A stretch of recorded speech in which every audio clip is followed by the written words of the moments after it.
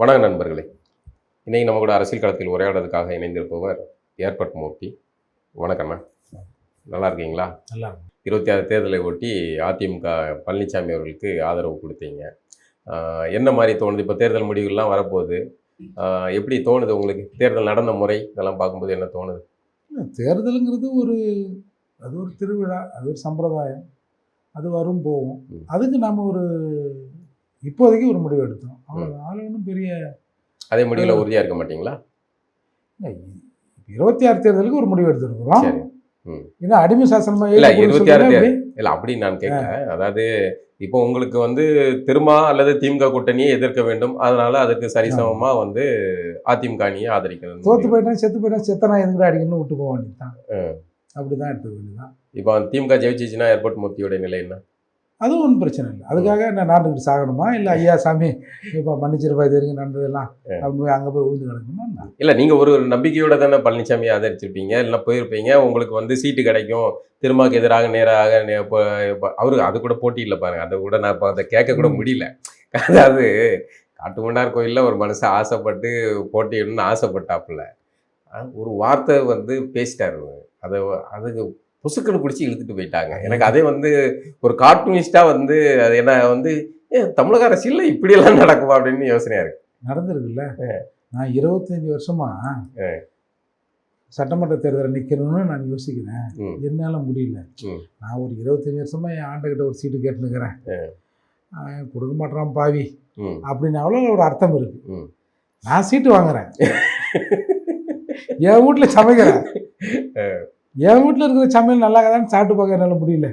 எவ்வளோ கொடுமை இல்லை? உண்மையில் அது மற்ற நீங்கள் இது வரைக்கும் சொன்ன டிஸ்கிரிமினேஷன் சொன்னீங்கல்ல, அது எல்லாத்தையும் இது பெரிய திராவிட சனாதனத்தில் வரக்கூடிய அது ஒரு டிஸ்கிரிமினேஷன் தானே. உன் வீட்லேயும் நான் தான் முடிவு எடுப்பேன், உன் பிள்ளைக்கும் பேர் நான் தான் வைப்பேன். பேர் வச்சா மட்டும் பரவாயில்ல. இல்லை, இப்போ என்னன்னா அவங்க கட்சி வேட்பாளர் நன்றி சொல்லும்போது கூட, இப்போ நீங்கள் ஒரு கட்சி நடத்துறீங்க, ஒரு வேட்பாளரை போடுறீங்க அப்படின்னா ஏர்போர்ட் என்ன தேர்வு பண்ண ஏர்போர்ட் மூர்த்திக்கு நன்றி, அதுக்கப்புறம் கூட இருக்க கூட்டணி கட்சி தலைவர்களுக்கு நன்றின்னு போடுவாங்க. இங்கே முதல்ல என்னை வேட்பாளராக தேர்வு செய்ததுக்குன்ட்டு கூட்டணி கட்சி தலைவர் ஸ்டாலினுக்கு நன்றி சொல்லிட்டு அதுக்கப்புறம் தான் கட்சி தலைவருக்கு நன்றி. இந்த கேள்வி நீங்கள் அந்த கட்சி தலைவர்கிட்ட கேட்டீங்கன்னா சூடு சொன்னதான் நாண்டுன்னு சாவாரு. என்னைய கேட்டால் நான் அதை கிண்டல் தான் பண்ணுவேன். சும்மா வச்சிருக்காங்க. என்ன நீங்கள் அவரு தாங்க தலைவர், சத்தியமாக நம்புங்க. இப்போ ஒருத்தர் கட்சியில் ஒழுங்கு நடவடிக்கை எடுக்கிறாருன்னா மு.க. ஸ்டாலின் கைது போட்டு வருது, இல்லை துரைமுருகன் போட்டு வருதா? திருமணம் தானே போட்டு வருது. சட்டப்படி அவர் தான் தலைவர். போதுமா?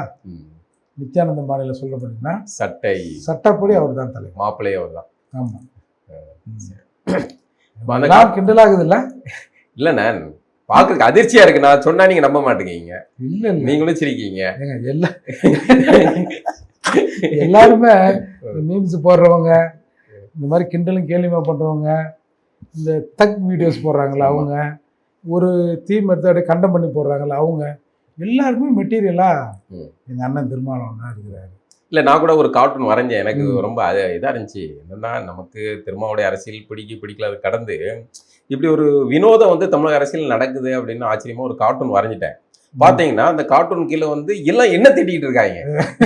நானே உங்க தலைவர் போட்டி விடாம காலை பிடிச்சி இழுத்துட்டு போனவங்க திமுககாரன், அவங்கள திட்டுங்கடா, என்ன ஏன்டா திட்டுறீங்கன்னா, இல்லை பழையபடி என்ன எங்களுக்கு தெரியும், எங்க தலைவரை பத்தி எங்களுக்கு தெரியும், நீ அக்கறையை உங்ககிட்ட வச்சுக்க அப்படின்னு என்ன திட்டிட்டு இருக்காங்க.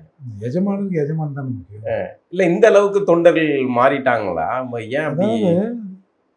அவர்களுக்கு ஒரு அநீதி நடக்கு, அந்த அநீதியை பேசுறது கூட இல்லாம அதை சுட்டி காட்டுறவர்கள் மேல கோவம் இருக்கு. ஒரு சீரியஸான விஷயம் என்னன்னா, இதுல நகைச்சுவையெல்லாம் தாண்டி திருமாவின் அரசியல் வளர்ச்சி என்பது திமுகவுக்கு ஆள் சேர்த்து முடித்திருக்கிறது. இப்போ திருமாவை திட்டினா கூட உனக்கு பிரச்சனை இல்லை. நீ இவரை திட்டத்தை வச்சு நீ அவரை சாக்கா சொல்ல தெரியுமா அப்படின்னு உடனே நேரடியாக வந்துடும். திமுகவை திட்டினா எவன் வரணும்? திமுகவுக்கு பிறந்தான் வரணும், திமுக வேட்டி கட்டுறான் வரணும். இவன் விளைச்சத்தை வேட்டி கட்டினா அங்கெல்லாம் இருக்கிறான். நீ இவரை சொல்ற மாதிரி அவரை சொல்றான். இல்லடா, நான் இவரை தான் சொல்றேன். இல்லை, நீ அவரை சொல்ற. திமுக கூட்டணி விட்டு பிரிக்க பார்க்கிறீர்கள். இது யாரோட டைலாக்கு? இது திருமா டைலாக். அதால எல்லாரும் திருமாவா மாறி நிற்கிறான். அவன் ஒரு குட்டி திருமாவா மாறி அவர் தான் எஜமானர்னு நிற்கிறான். நம்ம எதை சொன்னாலும் கூட்டணி விட்டு பிரிக்க பார்க்குறீங்களா? ம். அப்படின்னா திமுக விட்டு பிரிக்க பார்க்குறீங்களா? திமுகவை வந்து நீங்கள் வந்து அதோட மட்டம் தாழ்த்த நினைக்கிறீங்க, ம். அதை டவுன் பண்ணுறீங்க அப்படின்னு எல்லாம் வந்து திமுக நினைக்கிறீங்களா இல்ல உங்களை மாதிரி ஆள்கள்லாம் வந்து விசிக ஒரு 4-5 எம்எல்ஏக்களோட இப்போ இருக்கிறாங்க, செல்வாக்கா இருக்காங்க, இந்த கூட்டணி ஆட்சியில செல்வாக்கா இருக்காங்க, குறிப்பாக வந்து உங்களை மாதிரி இப்போ டிஜிபி அலுவலகத்தில் சண்டை போட்டப்போ கூட உங்களை எல்லாம் தூக்கி உள்ள வைக்கிற அளவுக்கு செல்வாக்கா இருக்காங்க அப்படிங்கிற அதை எதுக்கு எடுத்துட உண்மையில இதான் செல்வாக்கா? அதைத்தான் பார்த்தோம். செருப்பு போட்டு வரல, செருப்பு வெளியுது. சரி, ஏங்க வேங்கை வயலில் சம்பவம் நடந்தால் அதை வந்து போய் இன்ஃப்ளூயன்ஸ் பண்ணி ஏங்க அதை கரெக்டாக பிடிச்சி குற்றவாளிகளை போடுங்க, அது இன்ஃப்ளூயன்ஸா? மூர்த்தி ஒருத்தன் என்னை ஏற்றி பேசிக்கிறாங்க, ஒரு 4 பேரை விட்டு அடிக்க விட்டாங்க, திட்டு பையனும் வச்சுருந்தான் போல இருக்குதுங்க, எதோ திருப்பி பண்ணிட்டாங்க, அவனை குண்டாசில் போடுங்க. இதாங்க செல்வாக்கு. ஏங்க இந்த அதிகாரத்தை நோக்கி தான் வந்து அம்பேத்கர் போக சொன்னாரா? அப்போ உங்கள் கையில் இருக்கிற அதிகாரம் மிக கொடுமையானதில்லை, கொடூரமானதில்லை, அந்த அதிகாரம் இருக்கலாமா உங்கள் கையில் அப்படின்னு முடிவு பண்ண பிறகு தான் இன்றைக்கி அங்கங்கே கெஞ்சிங்கிறது. அவன் முன்னாடி போவாத, இவன் முன்னாடி போவாத, நான் உன்னை பிஹெச்டி படிக்க வச்சிருக்கிறேன், கோட்டு சுட்டுலாம் கொடுத்து அழகு பார்த்துறாடா, இப்படி கோமநாடி பின்னாடி போகிறீங்களாடா அப்படின்னு புலம்புறது இந்த அரசியல் இருந்தது. அதால் இது அரசியல் அதிகாரம் கிடையாது. இந்த அதிகாரம் எங்களுக்கு எதிரான அதிகாரம், மக்களுக்கு எதிரான அதிகாரம். சரி, நீங்கள் வந்து எவ்வளோ நாள் நிற்கும்? சரிதான், திரும்ப வந்து போலியாக அந்த மக்களை கூட்டு போய் அடகு வைக்காருன்னு சொல்கிறீங்க. அதாவது அந்த மக்களை கொண்டு போய் திராவிடத்துக்கிட்ட அண்ணா அறிவாலயத்தில் ஆள் கூட்டு போகிற ஒரு கேரக்டராக தான் இருக்காருன்னு சொல்கிறீங்க.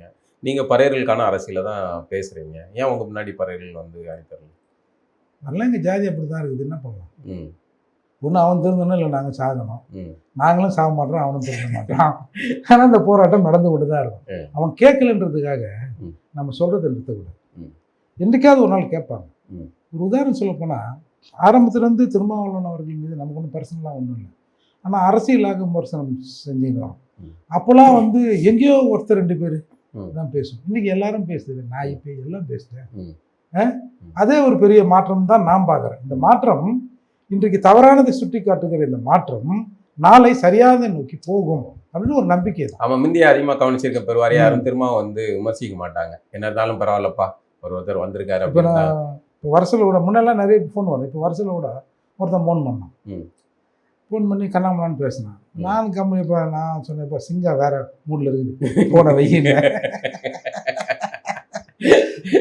அப்போ ஓயாமல் அடிச்சிருந்தான். அப்புறம் பண்ணில ஆளுங்களாம் இருக்காங்களா, அசிங்கமாக பேசுவாங்க மாதிரி இருந்தால் அப்புறம் தனியாக போய் சரி சொல்லிட்டா, என்னடா என்ன என்ன வாடா பண்ணா அடங்க இவ்வளோ நேரம் என்னமோ பேசியிருந்தேன் அப்படின்னு பிறகு திருமாவளவனில் வந்து தயவு செஞ்சு போன வை, நான் ஒரு இன்டர்வியூ போயிருக்கிறேன், இந்த நேரத்தில் என்னை சூடேற்றி விட்டுன்னு வச்சுருக்கேன், நான் ஏற்கனவே ஒரு மாதிரியாக பேசுவேன், திரும்பவும் எனக்கு கண்ணாமலான்னு பேச போகிறேன் ராஜா, தயவு செஞ்சு அவருக்கு நல்லது பண்ணுறேன்னா போன வை, அப்புறம் நைட்டு கூட பேசிக்கலாம். இப்போ அந்த எண்ணிக்கை குறையுது இல்லை. இப்போ அவங்க நேரடியாக யாரும் இப்போ நம்ம கூட பேசுறதுக்கு கூட ஒரு மாதிரி என்ன எல்லாம் தெரியுதுண்ணே, என்ன பண்ணுறது அப்படின்னு சொல்கிற லெவலில் நிறைய பேர் ஒரு சமூகத்தை மழுங்கடிச்சிட்டாங்களோ. மழுங்கடிச்சா கூட பரவாயில்ல, இந்த இது தீட்டிக்கலாண்ணா, இன்னொரு இடத்துல எதுவுமே வச்சுட்டாங்க, இன்னொரு குடோனில் வச்சு பூட்டானு சொல்லி முடிச்சிட்டாங்க. ஆமாம், திமுக அண்ணா அறிவாலய குடோனில் வச்சு பூட்டானு, அது இவ்வளோ பெரிய பூட்டு தொங்குது. சரி, அந்த பூட்டை உடைச்சி இவனை கொண்டாந்து வெளியே வந்து இவனை சார்பு பண்ணி அதேமாதிரி எங்கள் ஆயுசு முடிஞ்சு அடுத்த தலைமுறை தான் ஏதாவது நடக்கும். அவர்கள் அண்ணா அறிவாலயத்தில் கொண்டு போய் போட்டுனாங்க, நீங்கள் பதிலுக்கு வந்து இதை கொண்டு போய் போய்ஸ் தோட்டமில் போட்டலான்னு என்ன பூட்டு என்ன பண்ணிட்டோம்? ஒன்றும் நடக்கலையே உங்களுக்கு, ஒன்றும் நடக்கலையே. நீங்கள் வந்து அப்படியே வந்து தேர்தல் முன்னாடி போய் பேசினா வந்து அதிமுக பழனிசாமி உங்களை வந்து வேட்பாளராக அறிவிச்சுவார்னு நினச்சிப்பீங்கன்னு நினைக்கிறேன். ஆனால் ஒன்றும் நடக்கலையா? இல்லை, என் மனசுக்குள்ள இந்த மாதிரி நீங்கள் சொல்கிறீங்க. நான் ஒரு கணிப்பை பார்க்குறேன், ஏர்போர்ட் மூர்த்தி ஏன் இந்த முடிவு எடுக்க வேண்டிய தேவை இருந்தது? ஒருவேளை திருமாவுக்கு எதிராகவோ இல்லை விசிகாவுக்கு எதிராகவோ ஒரு வேட்பாளர் ஆக்கி ஒரு அரசியல் செய்யலாம் அப்படின்னு நினச்சிருப்பாரு. அது ஒன்றும் காரியத்துக்கு ஆகலையே. உங்களுக்கும் வேட்பாளர் அது ஏன் தப்பா? அது வேற ஒரு தப்பாக கூட இருக்கலாம்.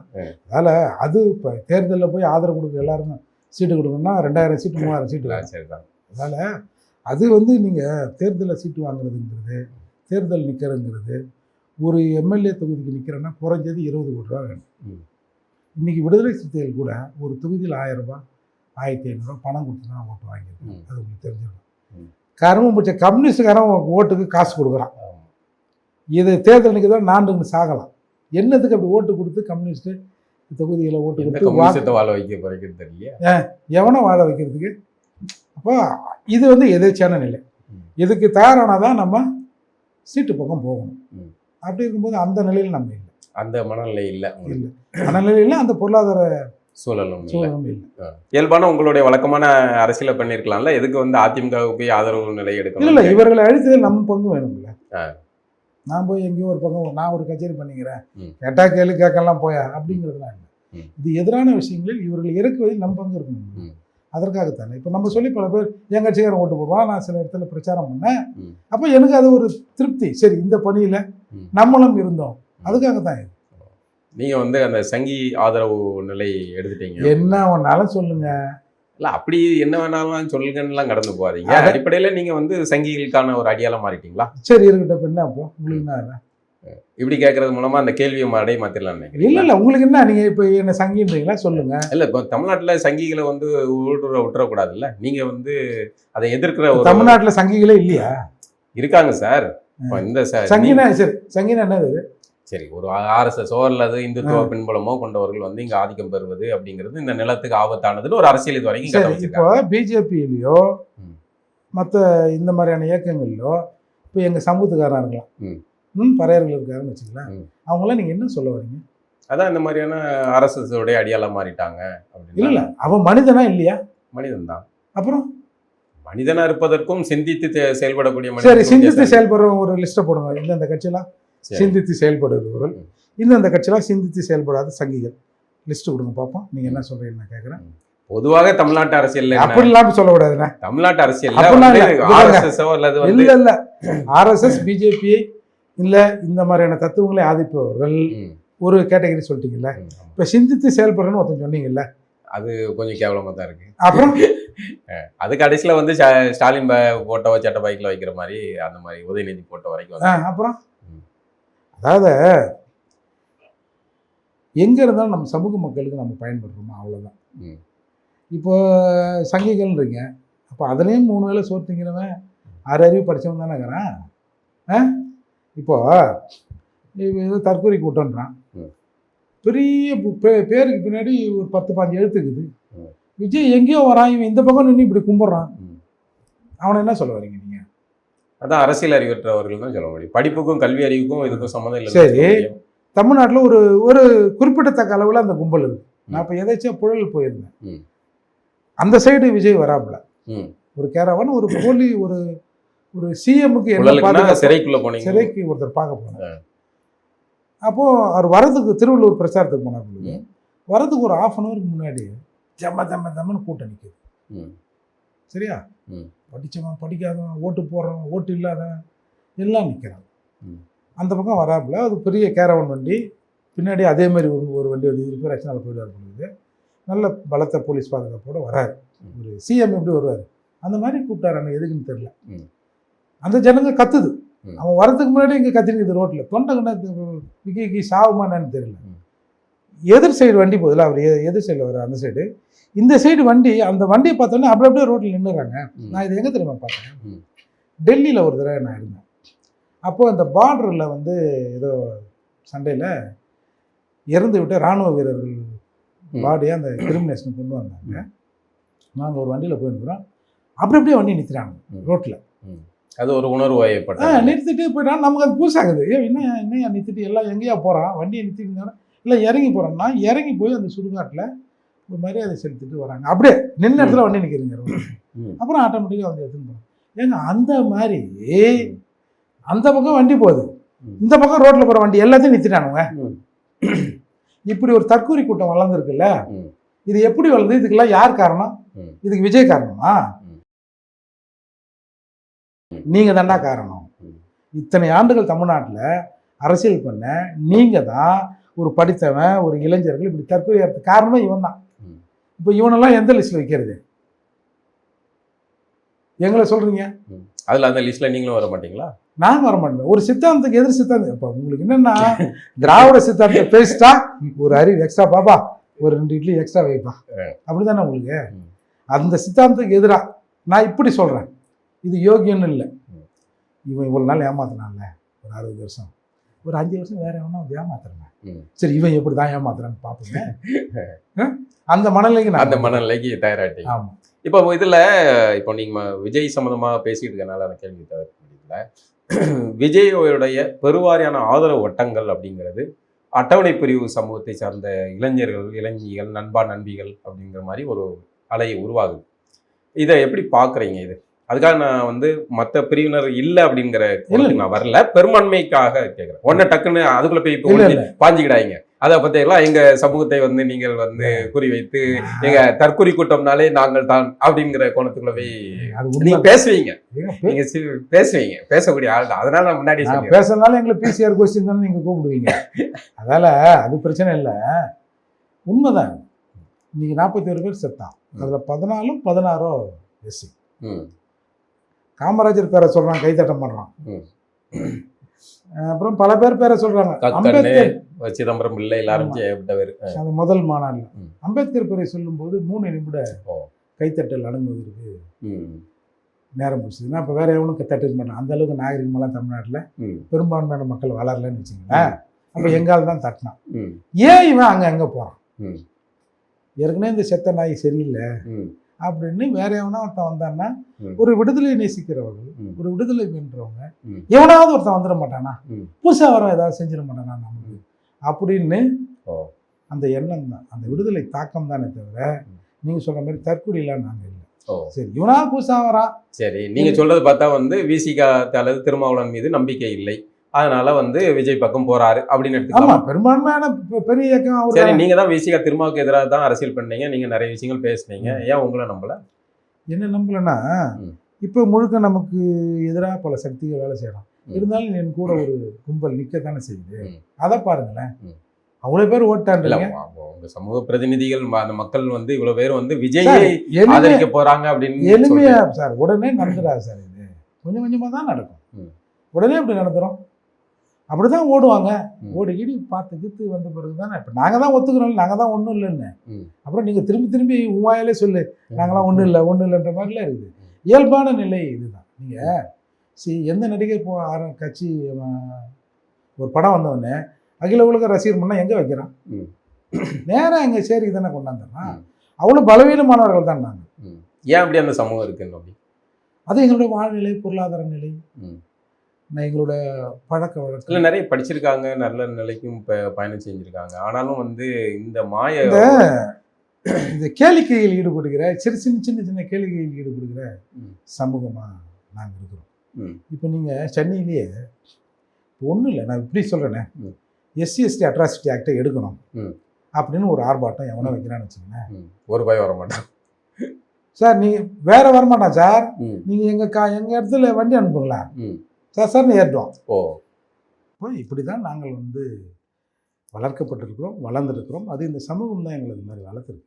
அதால் இதில் உடனடியாக ஒரு புரட்சி வரணும்னா, ஏங்க ஊழலை ஒழிக்கிறோன்னு ஒரு பெரிய புரட்சி நடக்குதுங்க. ஏதோ தொடர்பதை காட்டினா, அதை காட்டினா, இதை காட்டினா, சிஎம் ஆனா ஊழல் கட்சிக்கிட்ட வந்து ஒரு சீட்டுக்கு கொடுங்கன்னு கேட்குறாங்கல்ல, அப்படி இருக்குதுங்க சமூகம். அந்த சமூகத்தில் எங்கால் உடனே திருந்திக்கணும், உடனே ஒரு மாற்றம் பண்ணணும்னா, அதாவது ஒரு 4 தலைமுறையாக அடிமையாக இருந்தால் 5வது தலைமுறைக்கு அந்த ஜீன்லேயே அந்த அடிமை சித்தாந்தம் வந்துடும். 4-5 தலைமுறையாக நாங்கள் யார் தெரியுமில்ல அப்படின்னு சொல்லின்னு இருந்தால் அதே நினைப்பு 5வது தலைமுறையில் வரணும். சயின்ஸ் அதெல்லாம் அடக்கப்பட்டு இப்படி சும்மா சின்ன கேளிக்கையில் எங்களை வந்து பார்த்து அப்படி இருக்கிறதால நாங்கள் இப்படி இருக்கிறோம். இது ரொம்ப நாளைக்கு இப்படி வராது. இப்போதே ஒரு சில மாற்றங்கள் வந்திருக்கு இல்லையா, நிச்சயமாக இது மாறும். மாற்றத்தை தான் அப்படியே விஜய் கூட்டு போயிட்டாப் இல்லையா, கொஞ்ச நாளைக்கு போயிட்டு திருப்பி வந்துடுவாங்க. மறுபடியும் புரட்சிக்கு ரெடி ஆயிடுவாங்களா? புரட்சிக்கு ரெடி ஆக மாட்டான், சீச்சி இந்த படமும் புளிக்கும் அப்படின்ட்டு வந்து காத்திருப்பாங்க. சரியானதை இயற்கை கொண்டு வரங்க. நம்ம இவர் தான் கொண்டு வரணும், அவர் தான் கொண்டு வரணும்லாம் இல்லை, சரியானதை இயற்கை. எப்படி தோணுது உங்களுக்கு வந்து அதிமுக ஆட்சியை பிடிக்கும்னு நினைக்கிறீங்களா? விஜய்க்கு வந்து இந்த இப்போ இதை கணிச்சிருப்பீங்களா ஓரளவுக்கு? இந்த ஒரு அலை வீசியது, புயல் வீசியது எல்லாம் பார்த்துருப்பீங்கள. நம்ம இந்த அதிமுகவுக்கு போய் ஆதரவு கொடுத்ததை விட விஜய் பார்த்துருக்கலாமோ அப்படின்னு தோணுதா? என்னங்க இவ்வளோ கேள்வி விஜயை பார்த்துருக்கலாம்னு சொல்லுங்க. இல்லை கேட்குறேன், அரசியல் என்னன்னாலும் நடக்கலாம்ல. நீங்கள் வந்து எல்லா தமிழ் தேசிய மேடைகளையும் பேசிக்கிட்டு தான் இருந்தீங்க, பொசுக்குன்னு பழனிசாமியை போய் பார்க்கலையா? பழனிசாமி தமிழர் இல்லையா? தமிழர் தான். தமிழருங்கிறதாலே வந்து அதை வந்து ஆதரிக்க முடியாது தானே. சரி, இப்போ யாரை நீங்கள் ஆதரிக்கலாம் சொல்லுங்க? தமிழ் தேசிய கருத்தியெல்லாம் இருக்கக்கூடியவங்கள நம்ம ஆதரிக்கலாம். அது யாராவது இருந்து உங்களுக்கு ஆப்ஷன் கொடுக்குறேன், யாராவது இருந்து போகலாம். யாரு சொல்லுங்க. சொல்ல எவ்வளவு முடியல உங்களால? ஏன் இருக்காங்களே என்ன சீமான்ல ஆரம்பிச்சு இவ்வளவு பேரே சொல்லலாம். வேற இன்னொன்று பேர், ஆ, இன்னொரு பேர் ஆல்டர்னேட்டிவ் ஒன்று சொல்லுங்க. யாரு? சொல்லுங்க, யாராவது ஒன்று சொல்லுங்களேன். ஆ, அப்போ இல்லைல்ல. ம், அதெல்லாம் அந்த ஏங்க நீங்கள் அந்த ஏன் அந்த அரசியலே சுற்றி வரீங்க? ம், அண்ணன் தானே, ம், அது வேற. ம். இது இது ஒரு தப்பா? ஒரு ஒரு தேர்தலில் ஒரு டாக்டிக்ஸுக்காக ஒரு அணியை ஆதரிக்கிறோம். ஒரு இல்ல, திமுக ஆதரிச்சதால ஏதாவது ஒரு சாட்சி இருக்கணும்ல. நான் அதான் கேட்டேன் வந்து. இல்லை, என்னை பொறுத்தவரை நான் நான் தான் சொல்லிட்டேன்ல ஏற்கனவே. ம். இது அழிந்ததில் இது நாளைக்கு அழிந்தது ரிசல்ட் வருதுன்னா நீங்க அது இல்ல, அழிச்சதுல அதற்கு எதிர்ப்பாக நாம வேலை செஞ்சோன்ற ஒரு திருப்தி, அது போதும் எனக்கு. இல்ல அதை வந்து அழிஞ்சதுல இந்த தேர்தல்ல வந்து அது தெரிஞ்சு போச்சு. விஜய் அழிச்சு விட்டாப்ல. விஜய் அழிச்சிட்டாப்புல. அந்த வெற்றிக்கனியை யார் வந்து பறிக்க போறாங்கன்றது ஒரு கேள்விக்குறியாக தான் இருக்குது. நான் ஒன்றும் கணிக்க முடியல. கணிக்க முடியல. இப்போ அறுதிட்டு சொல்ல முடியல. ம். இவ்வளவு வந்து எதிர்ப்பான எல்லாமே சூழல், திணறாங்க. எதிர்ப்பான சூழல் தமிழகத்தில் இருக்கு. ம். இப்போ டெஃபினட்டாக எடப்பாடியா ம். இவ்வளவு சீட்டு வித்தியாசத்தில் ஜெயிச்சிருவாருன்னு சொல்ல முடியுது. ம். பட் இருந்தாலும் ஒரு அக்யூரேட்டாக ஓரளவுக்கு சொல்ல முடியல. அதிகாரத்தை பிடிக்க முடியற அளவுக்கு வெற்றி பெறுவாங்க. பெருசா பெரிய அளவில் வெற்றியா இருக்குமா ஆனா திமுக தோக்கும் அப்படிங்கிற உறுதியா சொல்றீங்க. அப்படின்னு நான் நம்புறேன். ஆ. அதில் நான் நம்பிக்கை. ஏன்னா இவங்க ஏமாத்தின ஆட்களே வந்து எப்பா திட்டு போயிலுங்கப்பா, ஓட்டு போடாதீங்கப்பா, ம். போன தடவை ஏமாத்தினாம்பா சொல்லி அப்படின்னு நினைச்சாலே போதும். ம். இதில் குறுக்கால பூந்து இவர் கொஞ்சம் ஓட்டு வாங்கிக்கின்னு ம். அப்படி போவார்னு தான் நான் பார்க்குறேன். சரி சரி. திரும்ப தமிழ் தேசிய மேடைகளில் பார்க்கலாமா ஏர்போர்ட் மூர்த்தியுடைய கருத்துக்களை எல்லாம்? ஏங்க நானும் அதிமுக போகிறேன், நானும் மலையாளத்தனம் மாட்டேன், தெலுங்குன மாற்ற இல்ல, மாதிரிலாம் கலர் வேற அப்படிதானே இருக்கீங்க. கலர் வேற அந்த மாதிரி தான் இருக்கீங்க. நான் காரணிங்க, பக்கா பாருங்க நான். ம். இப்போ இப்போ சரி நான் என்ன சொல்கிறேன், பறையில கருப்பாக சொன்னா ஒரிஜினல் பறையறா. இல்ல நீங்க மலையாளம் சொன்னதுனால நம்ம இந்த சேட்டன் சகோதரர்கள் அந்த மாதிரி 1000 பேரை பலி கொடுத்தாவது நான் வந்து திமுக போய் திராவிடத்தை காப்புன்னு சொல்றவங்களாம் இப்போ அப்போ என்ன ஆளு? அவங்கள எந்த கேட்டகரியில் வைப்பீங்க? அதால என்னவோ உங்க மனசுக்குள்ள என்னவோ இருக்கு. சரி, ரொம்ப நன்றி தோழர்.